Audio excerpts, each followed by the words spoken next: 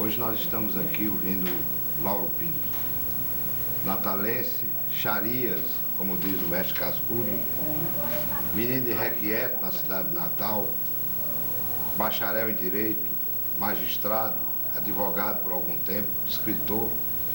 Ele com a palavra para dar o seu depoimento, o depoimento que nós chamamos de depoimento para a história. Pode falar, doutor. A princípio, eu tive medo de vir até aqui a convite de Tiziano para falar no projeto extensão... Projeto Memória. Projeto Memória. Porque eu estou arquivado. Estou na minha casa vivendo pacificamente quando recebi o convite de Tiziano. E assisti a primeira audiência aqui, a primeira sessão, a primeira filmagem que o Dr. Vécio Barreto falou. Mas achei o ambiente tão familiar, tão simples, que me animei a vir até aqui falar. O projeto Memória é uma bela iniciativa dos estudantes.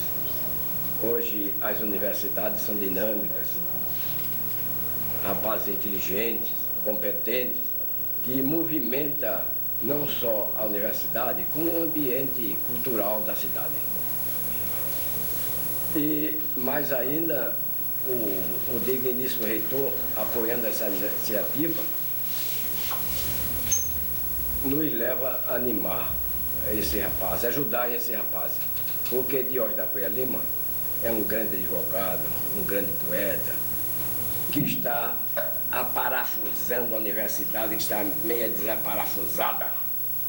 A primeira coisa que ele fez foi fechar o cofre que estava aberto. É verdade que não tem ladrões lá, mas o cofre aberto era um perigo. Ele fechou o cofre e está fazendo uma administração magnífica. E eu dou meus parabéns a ele, não somente a ele, como a todos vocês. O programa Memória é um programa muito interessante, mas eu não sei se meu depoimento vale alguma coisa, porque eu não tenho mais nada para dizer. Apenas eles me convidaram porque eu já sou velho, já estou com 75 anos de idade e tenho alguma coisa para dizer. Porque só os velhos sabem dizer alguma coisa. A mocidade é muito fútil, é verdade que estudam muito hoje, mas só os velhos que têm mais concentrado, têm a experiência e podem assim falar. Também é verdade que os velhos têm grande desvantagem. Hoje os velhos só vivem para dar presente ao inepto. Mas vivem ilhado, os amigos morreram. Mas em todo caso, o seu depoimento vale alguma coisa. É o que eu espero. Tanto assim que eles, falando sobre os velhos, que vivem muito felizes, mas não é assim não. Velho também vive muito aperreado. Tanto assim que tem aqui os versículos que eu apanhei. Dê licença. Ficar velho é um castigo. Não duvide, pode crer. Enquanto ele vai vivendo, vê o amigo falecer. Quando atingimos a velhice, sentimos a tristeza crescer. Enquanto vamos vivendo, vemos o parente morrer. Ficar velho é muito triste, corpo e alma a padecer. Enquanto ele vai vivendo, vê o amigo falecer.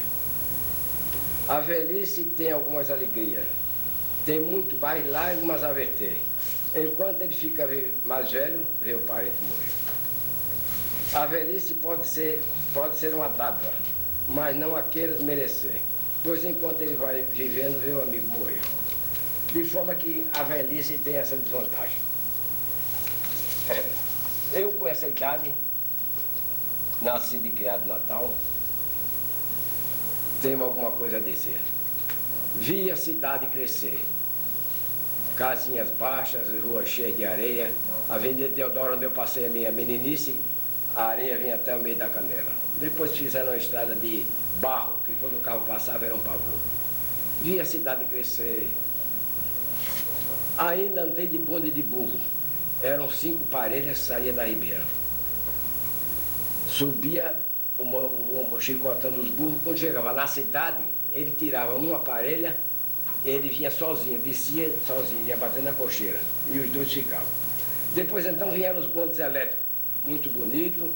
O bonde de Petrópolis era uma luz encarnada. Você estava na Ribeira, via a luz encarnada, sabia que era o bonde de Petrópolis. Via a luz verde, sabia que o bonde era de Tirol. Via a luz roxa, sabia que o bonde era do Alecrim. E as linhas eram muito boas, tanto assim que o bonde de Petrópolis ia até Areia Preta. Eu fui diversas vezes a Areia Preta. Depois a linha foi suprimida. Tudo em Natal cresceu, menos cresceu até o leite, a conta do leite, tudo crescendo. Só em Natal, só uma coisa, não sabe, mingou, que foi o Rio Potengi. O Rio Potengi, eu diversas vezes fui até Macaíba de lancha. Hoje não faz nem pode. Mas com tudo isso, o progresso foi imenso. Eu não tenho mais saudade do meu tempo, porque é triste pensar nos amigos que foram, nas casinhas, etc. E hoje eu vivo nesse turbilhão e achando até bom. Bem, vamos agora falar sobre... Nascido e criado em Natal, eu conheci muita gente, muitos governadores, muita gente importante. Meu pai era amigo desses governadores. E eu, através do meu pai, ia fazendo amizade com esses governadores todinhos. Por exemplo, Antônio de Souza era um governador muito emproado, andava sempre de branco, mas era um homem muito alinhado, de bengala, Caxias ao extremo. Tudo dele tinha assim ali na hora, etc. Ele todo ano ia invernar aqui no lugarzinho onde ele tinha uma fazenda, não me lembro agora o nome. Ele passava o governo ao vice-governador, ia para casa, no dia seguinte tomava o fozinho bigode e ia invernar. Um dia ele passou o governo, parece que, se não me engano, a memória foi o doutor Augusto Leopoldo, que era o vice-governador. Foi para casa, quando deu 5 horas da manhã, chega o chofer do Estado, buzinando, que é, seu governador? Ele disse, não, não sou governador. Governador, doutor Augusto Leopoldo. Ontem até 3 horas da tarde eu era governador. Ele disse, está aqui o carro para Vossa Excelência aí. Ele disse, não, o carro é do Estado. Eu não posso me servir do carro do Estado para ir para um passeio meu. Ele não aceitou o carro e foi na fábrica dele. Era um homem nessas condições, morreu paupérrimo. Tão pobre que o Estado hoje dá uma pensão a 2 mães dele solteiras. Era um homem honestíssimo. Joaquim Ferreira Chaves foi um grande governador, espigado, falante, beijava a mão das moças, mas era muito forte, era duro governador. Tudo dele tinha que ser ali na hora, precisa. Um dia faleceu aqui o fiscal do Ateneu. Ele então passou um telegrama para o Rio de Janeiro que ministro era o Bando dos Santos, ministro da Justiça, pedindo a nomeação do amigo dele. 3 ou 4 dias depois, veio a nomeação do inimigo político. Ele deu um murro em cima da mesa, diz, o Bando dos Santos ainda me paga. Era o homem nessas condições. Ainda me paga o Bando dos Santos. Mas como o mundo é redondo, anos depois, não é que o doutor Chaves era ministro da Justiça, acumulando com a pasta de ministro da Marinha. Quando recebe o telegrama de Urbano dos Santos, que já era governador do Maranhão, pedindo nomeação do fiscal, eu minto, pedindo nomeação do inspetor da alfândega. Ele disse, há muitos anos que eu esperava por isso. Chamou Dioclésio Duarte, que era oficial de gabinete, e disse, Dioclésio, você vai à Câmara de Deputados, bate ali pela Câmara de Deputados, saber se tem algum inimigo de Urbano dos Santos. Dioclésio foi, no dia seguinte voltou, disse, Excelência, não tem, tudo é amigo, a bancada tudo é amigo. O quê? Tudo é amigo? Você amanhã vai ao Senado. Bate lá o Senado, etc. Dioclésio foi, no dia seguinte Dioclésio veio. Diz então, algum senador disse, tudo amigo do homem. É possível, tudo amigo. Doutor Chaves pensou, que era um homem enérgico, pensou assim um momento, chamou um daquele secretário, de requisite uma passagem aí para São Luís de Maranhão. Você vai passar lá 15 dias ou mais, o que for preciso. Sua missão é secreta. Silêncio. Você vai lá, vai para a cidade, examina a cidade, procura uma pessoa que seja inimigo, um bacharel, um médico, etc. Procura que seja inimigo do governador. O oficial de gabinete foi para o Maranhão, hospedou-se lá no hotel, no dia seguinte saiu, procurando ali e tal, perguntando a um, perguntando engraxado, tudo era amigo do governador. Era unânime. Ele então volta para o hotel e vai me diga uma coisa, aqui não tem oposição no Maranhão, não? Não, tudo aqui é governador. Agora aqui tem Aqui tem um proprietário de uma mercearia, que esse inimigo tremendo do governador, só chama o governador de ladrão.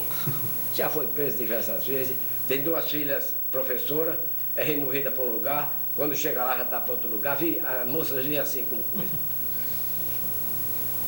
Ele, onde é que mora esse homem? Ele tem um mercearia na rua tal. Ele foi lá, tal, comprou um maço de cigarro.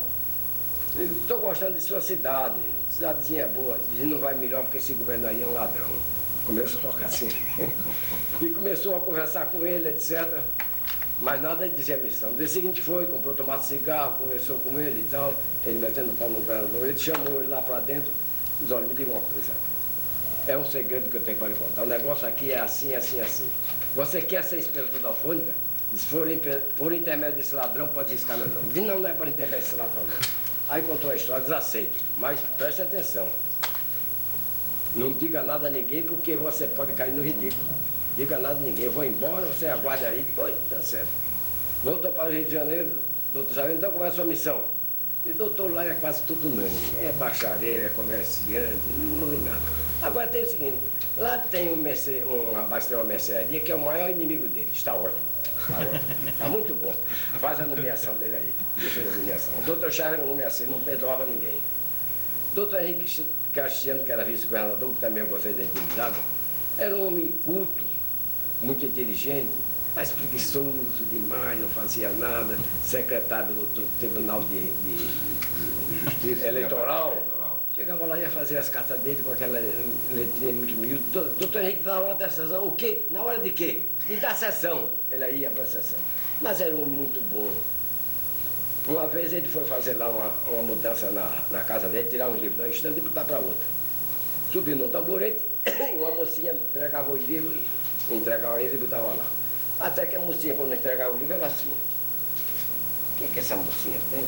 Quando ele reparou, as calças estavam caídas. Mas era as calças caídas no ursinho. O irmão dele, doutor Eloy de Souza, era um homem muito bom, muito caridoso, ia todo ano invernal lá em Laje, onde eu era promotor. E um certo dia, saindo com ele foi lá um ferreiro, o ferreiro dava 2 pancadas na bigode e uma no dedo. 2 na bigode, ela estava com a mão inchada. Disse, o que é isso? Disse, seu doutor, a vista é curta demais. Não disse mais nada, ai minha mão, como está? Disse, o que é que você tem? Ele me pediu, não vai para Natal? Não, não tem dinheiro, disse, eu vou para Natal, vou trazendo os óculos, você quinta-feira vai lá em casa. Disse, eu assisti.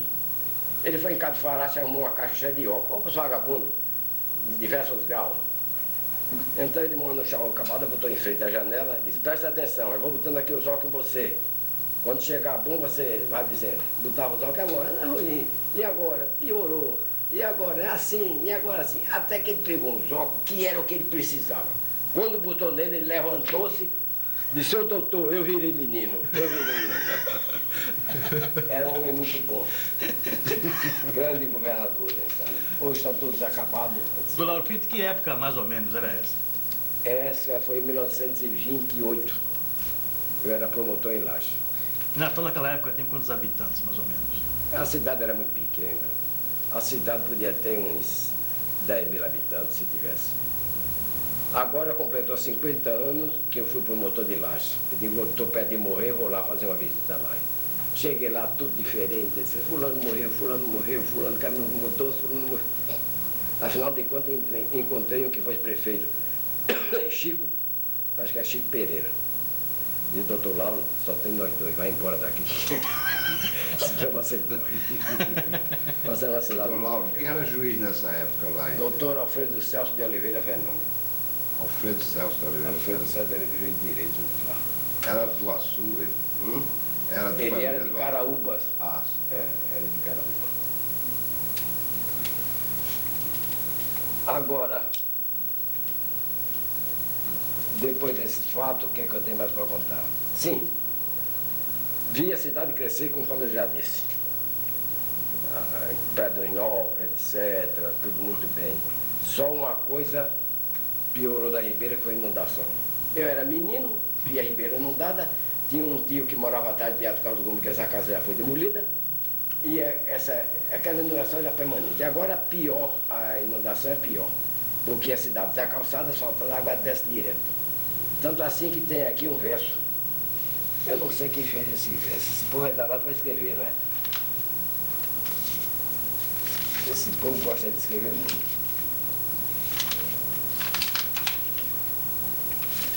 Entra prefeito e sai prefeito. Parece até brincadeira. Mas não tem um que dê jeito à inundação da Ribeira. Entra prefeito e sai prefeito, parece até brincadeira. Mas não tem um que dê jeito na ponta da lavadeira. Agora, depois disso, eu trabalhando, ajudando meu pai na República, que foi gerente de 46 anos da República. Antigamente tinha o retrato dele, hoje tiraram. Eu acho que estava velho demais, tiraram. Mas Caxias ali. A República nesse tempo era um órgão semi-oficial. Recebia dinheiro do governo, mas se Abra Fagundes foi quem endireitou essa situação anormal. E meu pai era muito cuidadoso. Antes, quando o jornal estava pronto, nesse tempo era o prelo movido à mão, depois então elétrico, mas imprimia a primeira e a segunda página. E depois virava o coisa, botava a terceira e a quarta página. Mas o papai era muito cuidadoso. Antes do jornal sair, pegava o jornal, pegava o PCV, passava ali a vista e tal. Quando foi um dia, ele gritou: Seu Bulhões era no paginador, fecha as portas. Era Francisco Bulhões. É Francisco Bulhões. Fecha. Poeta. Hein? Francisco Bulhões, poeta. Não sei se ele era poeta, acho que não. Fecha as portas da República. Ele fechou a porta. Traz o jornal, bota aqui no meio das... afastar as cadeiras, etc. Vamos tocar fogo nisso aqui. Por quê? Papai leu. Doutor Dantas era descuidado. Ele lia aquele jornal do Rio e cortava. O Dantas era o Manuel Dantas, que era o diretor. Era Manuel Dantas. Ele recortava aqueles papeizinhos, mandava lá para dentro. Num daqueles papéis, sem um artigo, não sei lá, metendo o pau no engenheiro Raul Agabalha, que era genro de Epitácio Pessoa. Presidente da República. Presidente da República. Você já pensou um artigo metendo o pau em Raul Agabalha? Papai tocou fogo nos jornais, todos. Isso foi em 22? Não, foi antes, foi no governo de Epitácio Pessoa. Foi no governo de Epitácio Pessoa. Não me lembro agora precisar a época. Foi no governo de Epitácio Pessoa, entrou em 22, né? Foi a Revolução de 22, foi contra ele, né? Foi nessa fase. Foi nessa fase. Então ele tocou fogo nos jornais. Foi todo jornal. Nova Impressão. Que trabalho imenso. Trabalho imenso. O jornal deve ter atrasado. Né? Era uma fumaceira tremenda. Mas, doutor Lauro, o senhor falou aí sobre a Ribeira, que cada dia que passa, ou cada ano que passa, não dá mais. O senhor foi um homem da Ribeira.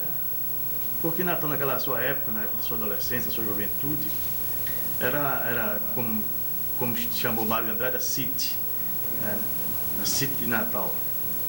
E na Ribeira, e o senhor falou também no Rio Potengi. Eu sei que o senhor foi homem de esporte, homem do Rio, portanto. E naquela época, o esporte náutico, o remo principalmente, foi o principal esporte de Natal. Na época. Era o principal. Eu queria que o senhor contasse o seu tempo de atleta do Esporte Clube e contasse aqui pra gente como eram as regatas entre o esporte e o náutico. Havia dois clubes somente, Centro Náutico Potengi e Esporte Clube de Natal. O presidente do Centro Náutico Potengi era o tenente Aníbal Leite Ribeiro, oficial da Marinha. Era maluco pelo centro, era maluco. Quando ele estava perto de morrer, ele disse: Cícero, não deixa o centro morrer. Era assim. E presidente perpétuo do esporte era Cleonor Lago, dentista. Depois houve uma divergência dos sócios do centro e fundaram um terceiro clube, mas foi coisa pouca. Durou pouco tempo. Nesse tempo a regata era muito concorrida. Tinha tinha primeiro natação. O esporte tinha aquele melhor nadador e o centro nadador. Agora o esporte, o centro botava as pessoas para atrapalhar, dá muita pernada dentro d'água para atrapalhar, botava na cabeça do outro, etc. Orlando Luiz era chefe disso, era o chefe dessa palhaçada. Primeiro havia o páreo de natação, depois o páreo de estreantes. Era um sócio que pela primeira vez remava. Depois Iolha 2, Iolha 4, depois a prova clássica, que era Iolha 4 remos. Nesse tempo não tinha essas Iolha novas que tem hoje não. O centro tinha uma grande guarnição. Patrão, tenente Aníbal Leite Ribeiro. Voga, Samuel Damasceno, que morreu. Solta a voga, Avelino Freire, que ainda está vivo, mora aqui em Natal. Solta proa, às vezes era Solon Aranha, era Pedro Ferreira, e proa era Renan Leite. E a guarnição do esporte, qual era? A guarnição do esporte era a mesma toda a vida. Patrão Lauro Pinto. Voga, Ricardo Severino da Cruz. Solta a voga, Antônio Bento da Costa, que era Petite. Solta a proa, Cláudio Bacher, e proa, Isaac Seabra. A minha guarnição era uma guarnição de força. O homem aguentava a remada toda ali, mandava 10 remadas fortes e era forte mesmo. Agora a guarnição no centro tinha mais conjunto, era uma guarnição mais de elite, tinha mais conjunto. Mas não tinha força que tinha a minha guarnição. Eu vencia mais pela força, porque eram 2.000 metros, ele não descansava em 2.000 metros. Quando eu dizia folga, não precisa folga, vamos embora. E vamos embora. Pá, pá, pá, pá. Foi que eu ganhei 2 medalhas de ouro. Depois o Sanduíche tirou uma medalha de coisa. Agora era muito... A escola doméstica tomava parte, as moças é que empregavam a medalha na gente, não sabe? Havia muita animação. Hoje é uma tristeza. A cidade participava, era uma festa. Era uma festa, era uma festa. 1h da tarde começa a chegar a gente na Ribeira. Banda de música, etc., muita gente, autoridades. E a animação maior era porque a medalha era entregue na hora. Era bom demais. Lauro, desse ano, antes que eu me esqueça também, no seu livro, Natal que eu vivi, o senhor se refere a um ponto, a um café famoso da época, e que era o ponto de convergência dos políticos do Rio Grande do Norte, na Tabadeira, o café Cova da Onça. Eu queria que o senhor falasse um pouquinho sobre o café Cova da Onça, como ele era, como ele funcionava e quais as pessoas que participavam.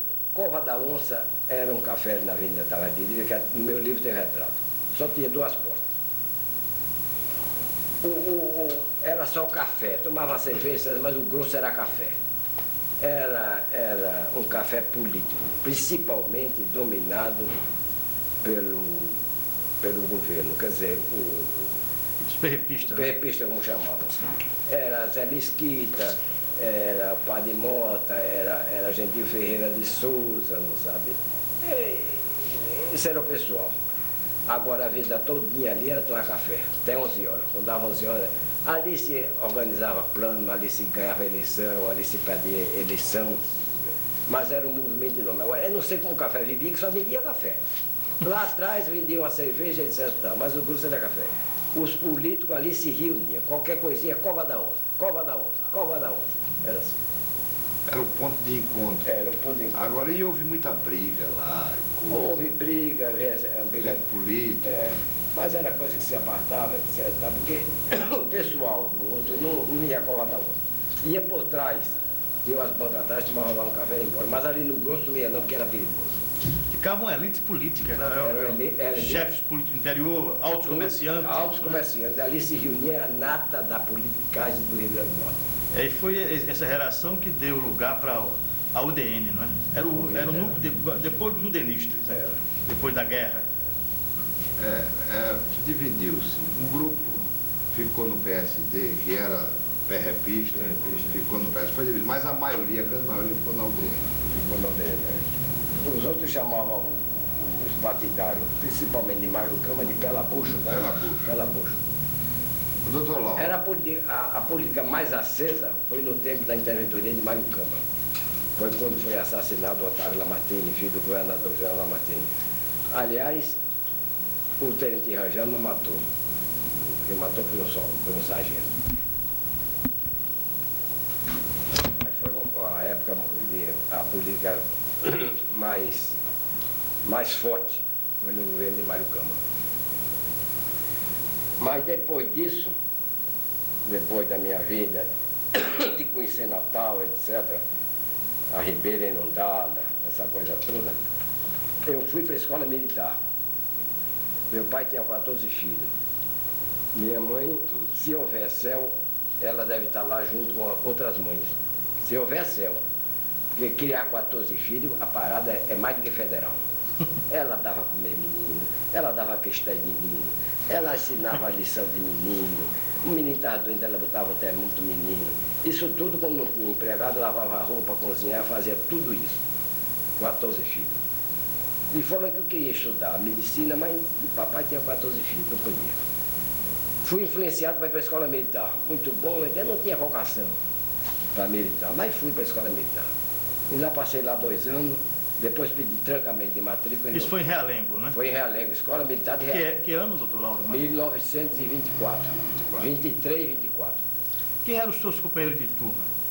Aloysio Moura, Hortêncio Pereira de Brito, um rapaz do Acari, Montano, Emereciano, irmão de José de Afonso Emereciano. 3. Tinha outro que era mais. Tinha mais uns 2 que não moravam em Natal, mas eram do Rio Grande do Norte. E da turma mesmo, assim, de generais? Da turma de generais, só saiu a Luísa. Só, né? Daqui de Natal, né? Daqui de Natal só saiu a Luísa. Porque Montano foi desligado. Houve lá uma encrenca com ele, desligaram ele. Quando o aluno é desligado, passa um ano no regimento. Ele foi desligado, passou um ano no regimento, fez concurso passageiro, não quero mais voltar para a escola militar, não. Morreu como capitão. E da sua turma lá de Realengo, tem algum general ilustre, assim, conhecido nacionalmente? Eurico de Jesus Zerbini. Ainda há pouco dia recebi a carta dele. Estava exilado, né? É. Não, estava no Brasil. Agora foi caçado. Ah, sim. Eurico de Jesus Zerbini. É grande ainda, hoje é meu amigo. Tem Juraci Magalhães. Quem mais que tem? Tem uma porção deles aí. Tudo reformado. Mas quando eu vou rir, ainda me encontro com esse pessoal. Ainda me chamam de cadete. Então o senhor deixou a escola militar, voltou para aqui. Voltei para aqui. Resolveu estudar direito. Estudei direito, etc. e tal. Depois fui secretário do Tribunal da Apelação. E depois então apareceu o concurso para juiz de direito, e eu me candidatei a juiz de direito, não sei se foi benevolência do desembargador, eu sei que eu tenho em primeiro lugar.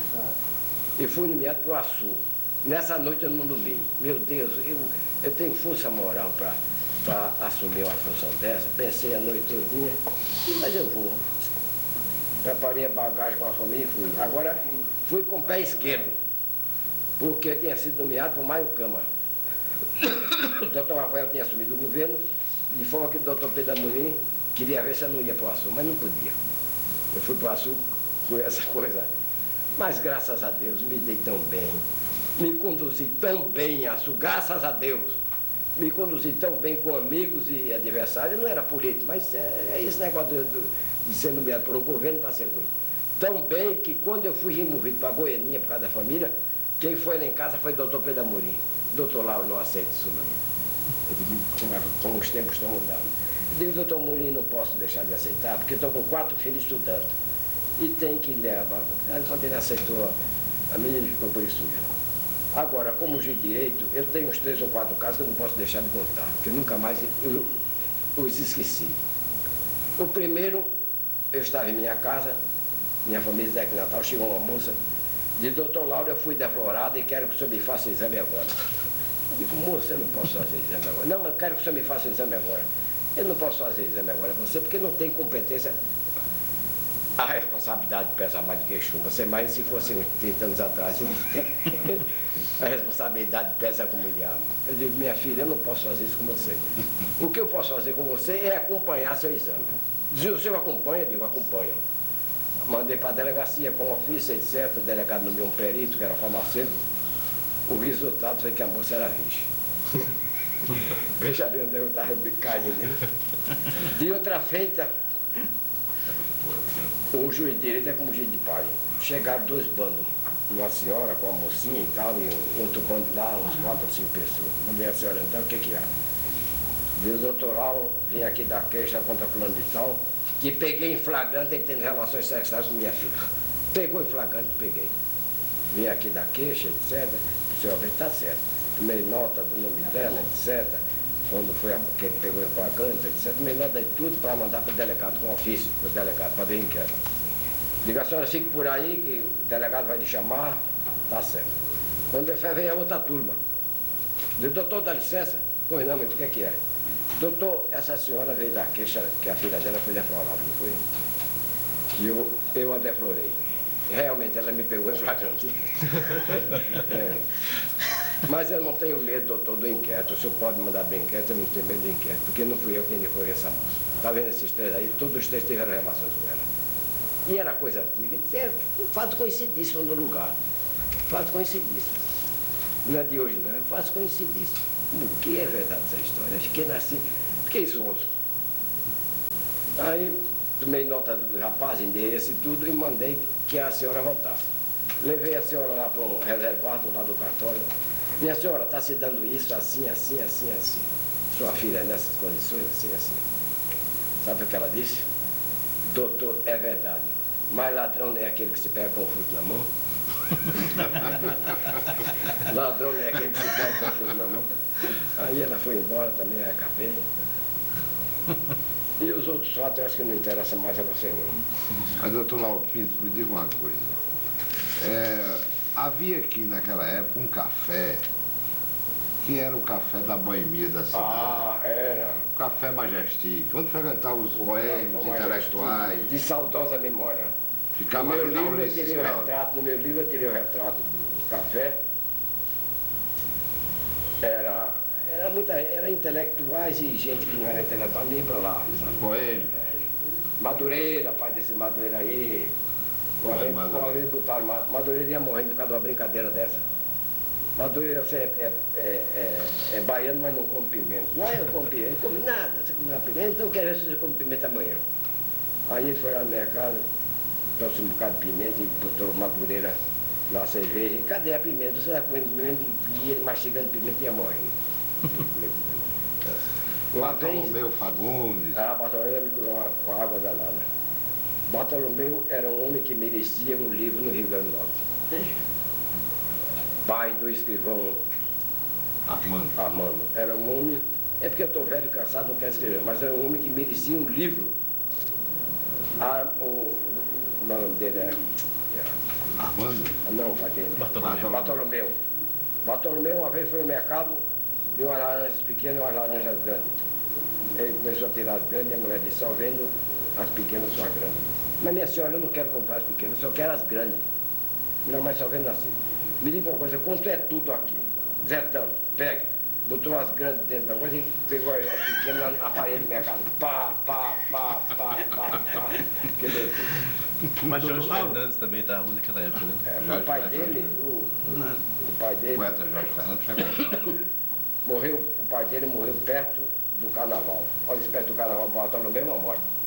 Mas Bartolomeu saiu pela rua, quando chegou, encontrou a turma dele bebendo cerveja. Bartolomeu, sai daqui, Bartolomeu. Não posso, meu pai morreu há pouco dia, eu não posso. Não, mas Bartolomeu, vem aqui, venha. Ele disse, bem, eu só bebo se for cerveja preta. Estou de luto e só bebo se for cerveja preta. Acabou. O pai dele era Emílio Fagundes, era o velho Emílio. Acabou com a cerveja preta de Natal.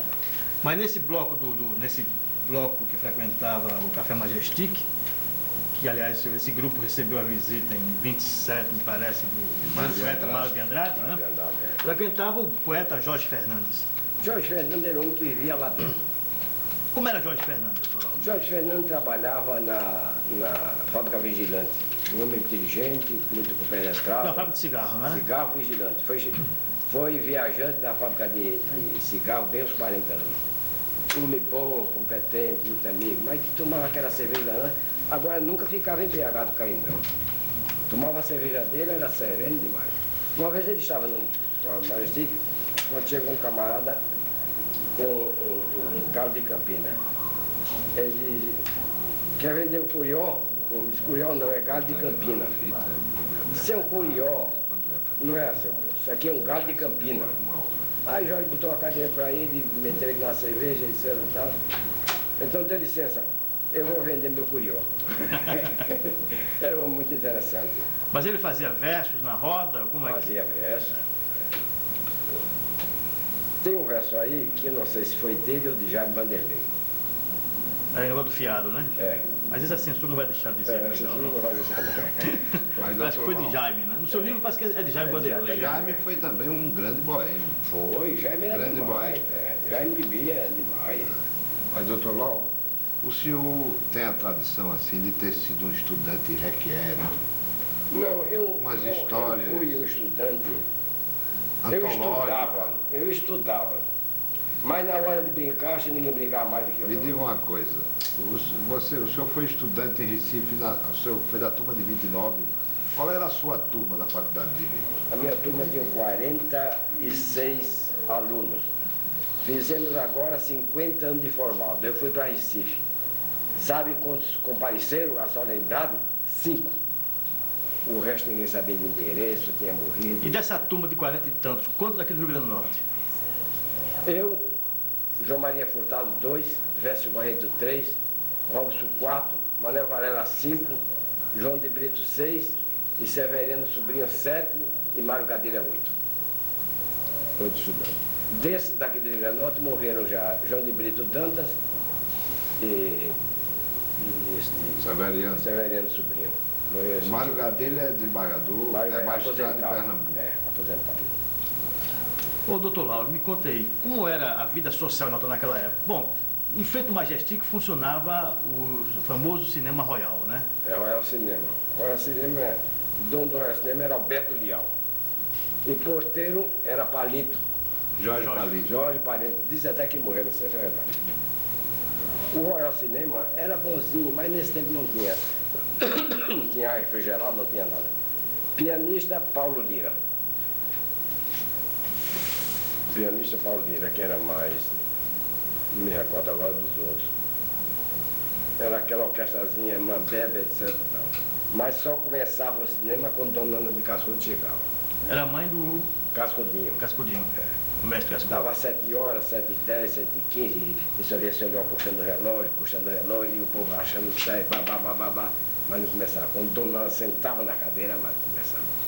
Mas o senhor foi contemporâneo de Cascudo? Não. Cascudo deu uma turma na minha frente. Sim, mas foi contemporâneo. Foi, eu vi lá. Conheci a vida boêmia dele, porque ele foi boêmio também na cidade. Demais.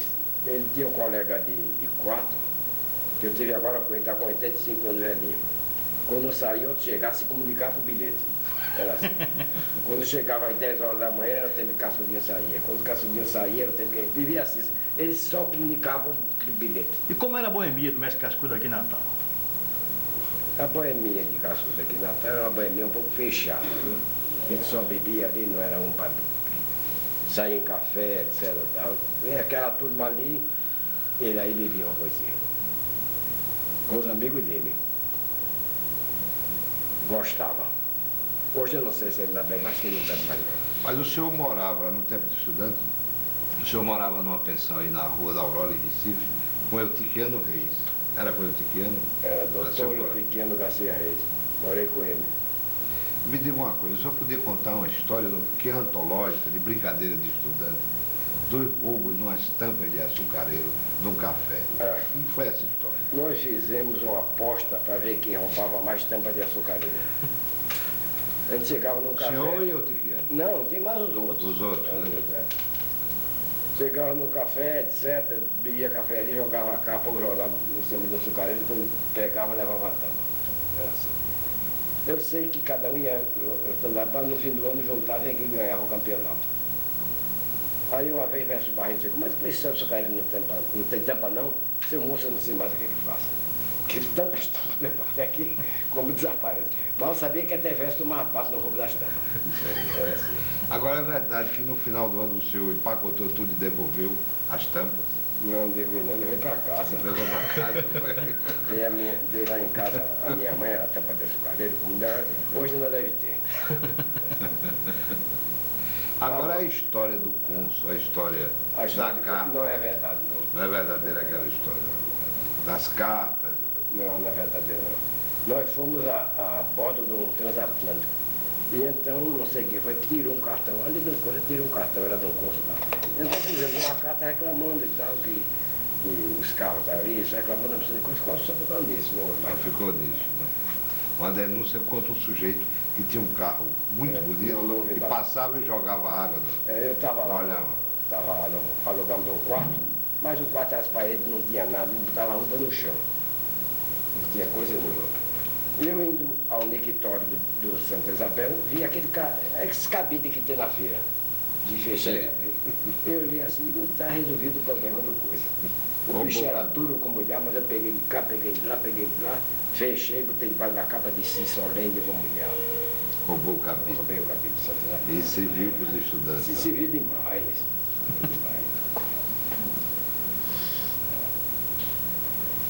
Aí, doutor Lauro, aí o senhor magistrado foi advogado. O senhor trabalhou na República, não? Trabalhei.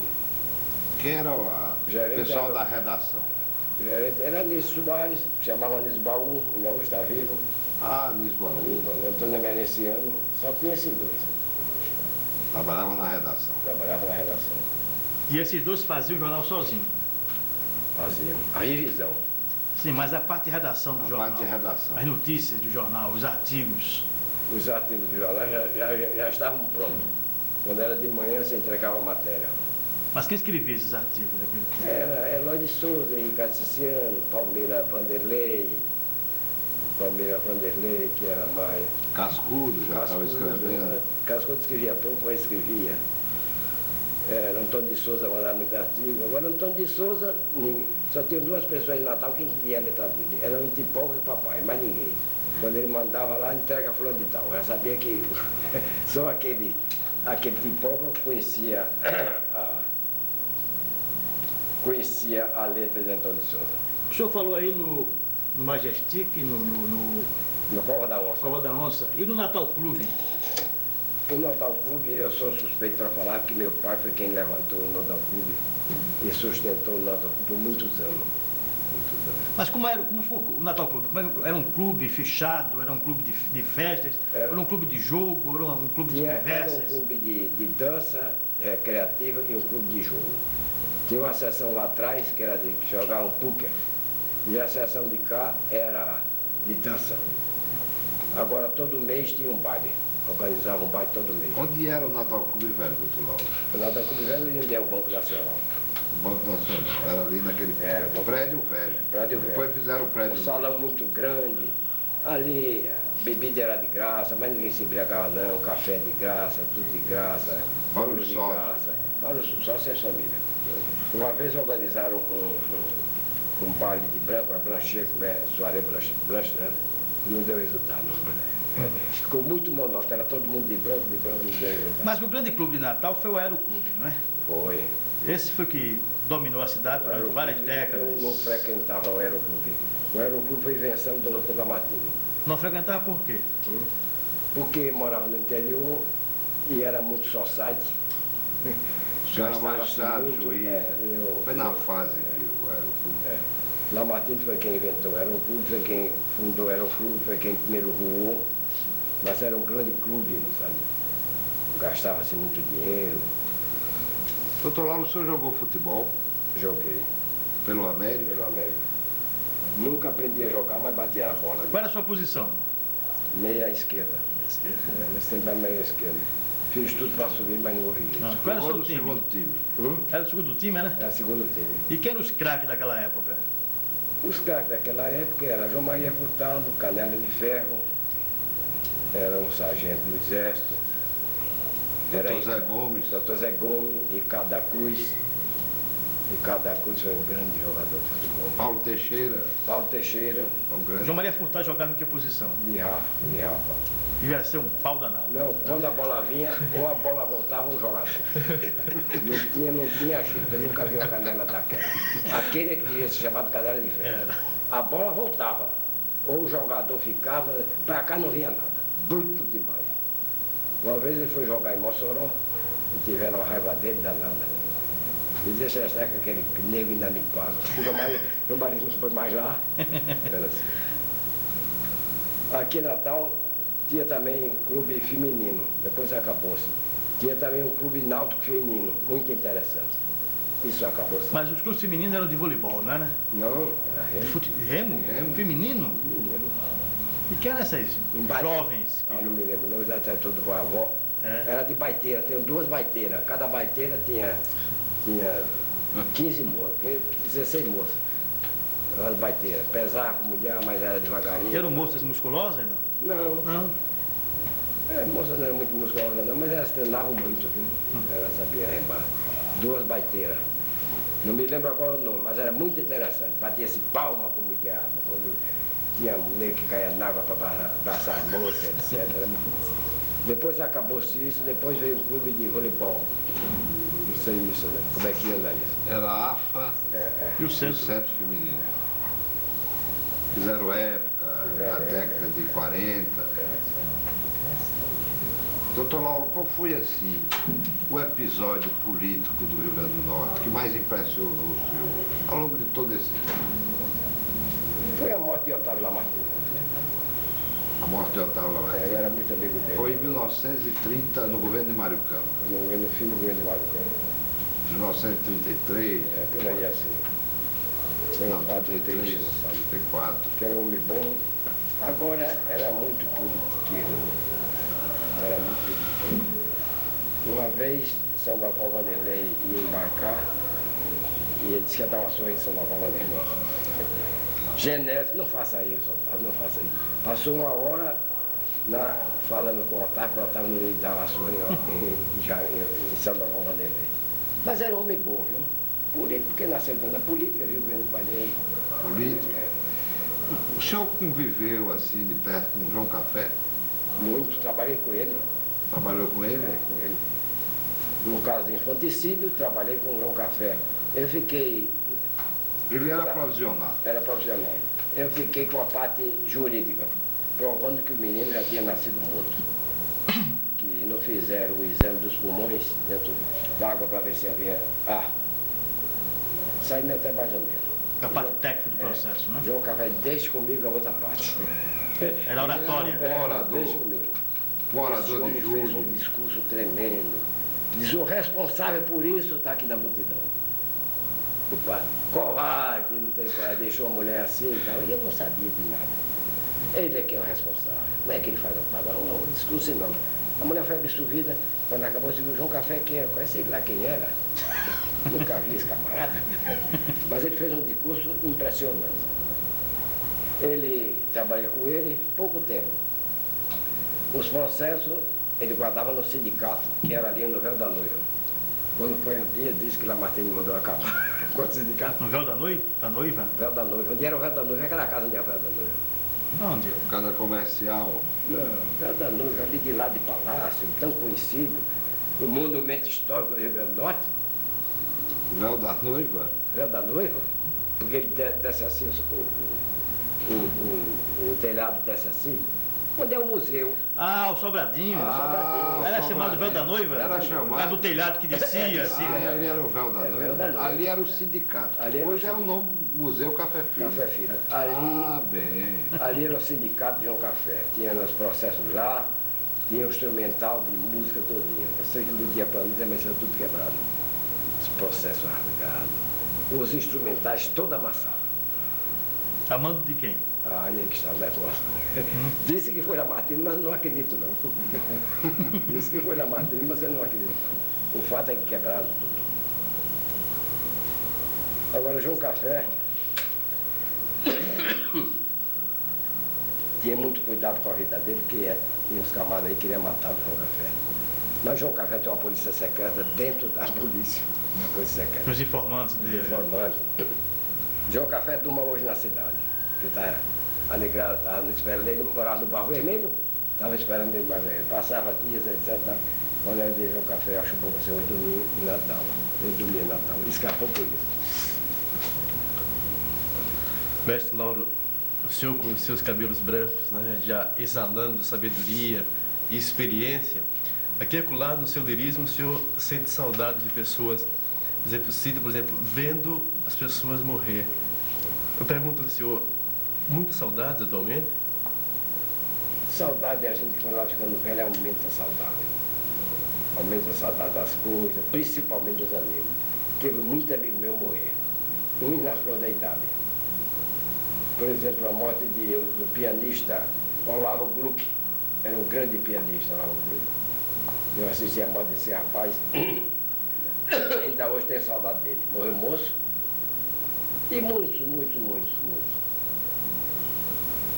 Companheiros de trabalho, amigos, do dia a A gente vai dia. ficando velho e a saudade rolando. Conhece lá o que o velho fica ilhado. Não tem mais nada, cheio de recordações, conforme eu disse ali, cheio de recordações. A alegria do velho hoje é brincar com os netos. Já tem tempo para uma pergunta? Tem? Tem tempo, sim. Tem 10 tempo? minutos. Doutor Lauro, hoje há uma moda de uns 5 anos para cá, uns 10 anos para cá, que o senhor já fazia há muito tempo, antes de ser moda, acampar. É. Como o senhor descobriu o acampamento? Eu tenho experiência em acampamento porque eu fui escoteiro. Aprendi a armar barraca, etc. Quando é o lado do vento, é para cá, não bota a barraca para cá. Depois fui soldado, porque antes de eu ir para a escola militar, eu sentei praça. O regulamento da escola militar dizia que você tinha que sentar praça. Eu não sentei praça em Natal, porque o comandante era mal com o papai por causa do negócio do clube, de Natal Clube. Papai, meu filho, se você vai para cá e passa o dia, manda você comprar esse carro. Vá para Recife, que o comandante de lá é muito meu amigo, é de Acari. É muito meu amigo. Eu fui para lá, me dei muito bem com ele, etc. Ele disse, eu não posso lhe dispensar da instrução, mas o resto será dispensado. E daí eu fui para Realengo. Lá em Realengo também tinha barraca, etc.